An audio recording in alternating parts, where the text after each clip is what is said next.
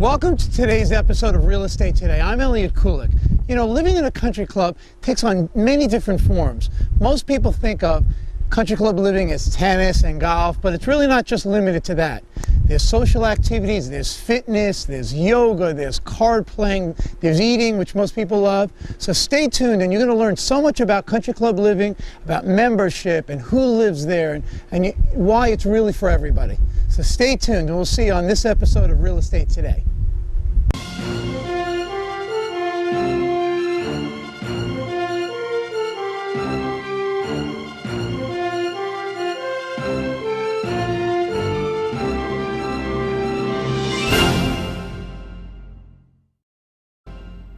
I'd like to introduce my dear friend, Harvey Klayman. He was generous enough to be the sponsor of today's show, and I think it's really apropos because our show obviously is about country club living, and he has an online marketplace called Country Club Classifieds. Harv, can you kind of explain to everyone at home exactly what your concept is? Elliot, absolutely. About a year ago, at the dinner table with my wife, we're sitting there talking, and constantly, I live now in Woodfield Country Club for 10 years. There hasn't been a week that has gone by where someone doesn't say to me, Harvey, do you know someone who wants to buy my car? Do you know someone who could get me this specialized vehicle, who wants to buy my house, who wants to do this, who wants to do that? And you know what, Elliot? Finally, I looked up at Stacy, and I said, there has to be a platform for these communities to bridge the buyers and sellers together.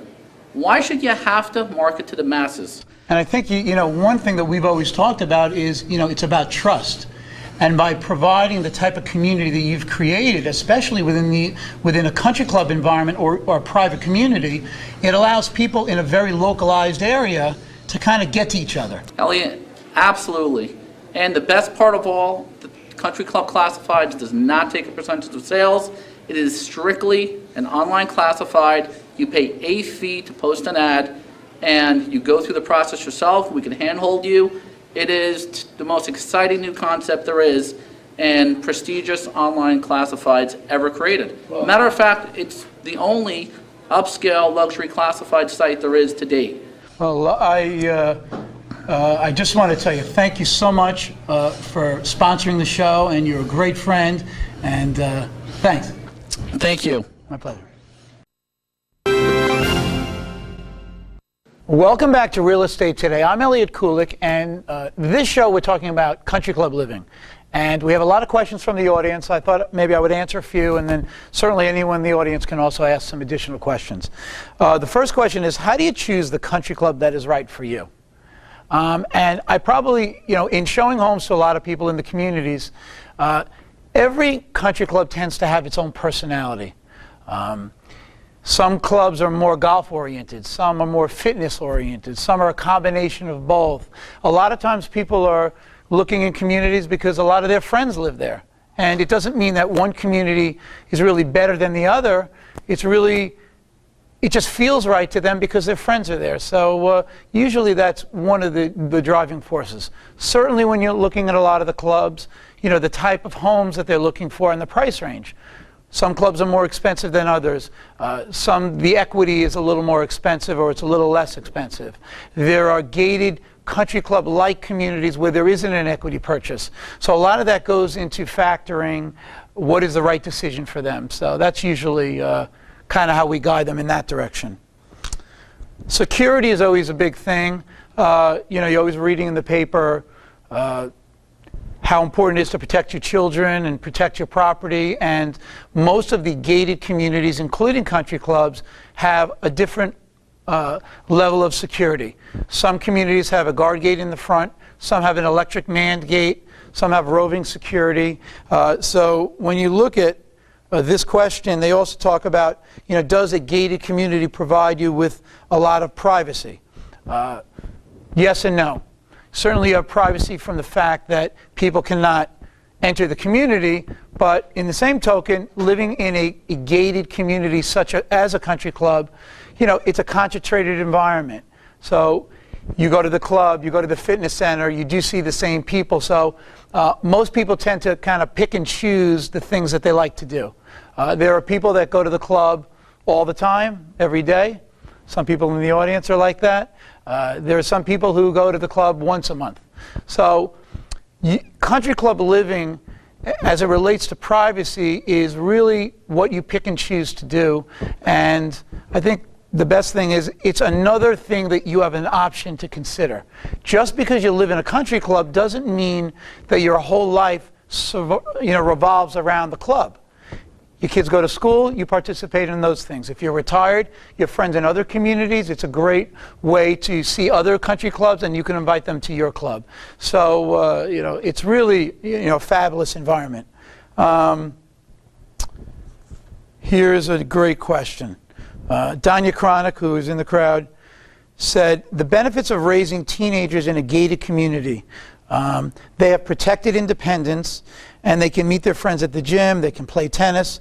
One of the unique things and what we're seeing in some of the clubs is, especially the clubs where there are a lot of young families, not only are they offering tennis and golf and fitness and certainly, all the dining avenues to eat, they're providing childcare and they're providing teen centers. And one of the nice things about that is that in an environment where sometimes you're worried about what's happening in town or, where are your kids, it's a great way to make sure you can kind of keep an eye on them, but at the same time they can have fun with their friends and enjoy, Woodfield's a perfect example where they have a teen center and they have video games and pinball and they have a child care center. And there are a lot of clubs in town that are going in that direction, Addison Reserve, a lot of the country club-like communities where they have similar amenities. Maybe they don't have a golf course or maybe they don't have a dining room, but they offer those type of amenities, and they're really very well received. Are there any other questions in the crowd? Brett Kulik, you want to ask a question? Speak up, I can't hear you. No? Okay, Lindsay. How long have you been in real estate? Well, that was not a planned question. For a long time. Any other questions? Leo. In today's paper, they had an announcement that there are approximately 4 developers looking to purchase 4 golf courses in Right. the immediate area Yes. of Boca. How is that going to affect the impact on Boca and the local area? Well, one of the reasons that you're starting to see some of the country clubs having, let's call it financial issues, is for a long time you didn't have mandatory membership. And one of the things that a lot of clubs have instituted is if you buy in a club, you have to be a member. For a long time, you didn't have to be a member. Every club had a different set of rules, but the clubs that chose to allow their membership, especially as a membership would age, to either resign from the membership and not pay dues or have some reduced structure as far as their dues, really have suffered. And a lot of the clubs locally who had the foresight to kind of learn from those mistakes are seeing better financial situations for their clubs. And to speak to your point, a lot of those clubs, I don't think all of them are equity clubs. Some of them were just golf courses where you could join as an outside member. The problem with some of those type of clubs that you've had is that when you have clubs in Boca Raton, let's talk, since that's where we are, where the amenities are just so superior, and the condition of the golf course and how they run their tournaments, the clubs that have been, let's just for a lack of more mediocre conditions on the course, or not the same type of tournaments or the same restaurants, they have really suffered. And developers come in, and as land is in short supply, they see this as an opportunity to purchase those private clubs that are not really equity clubs.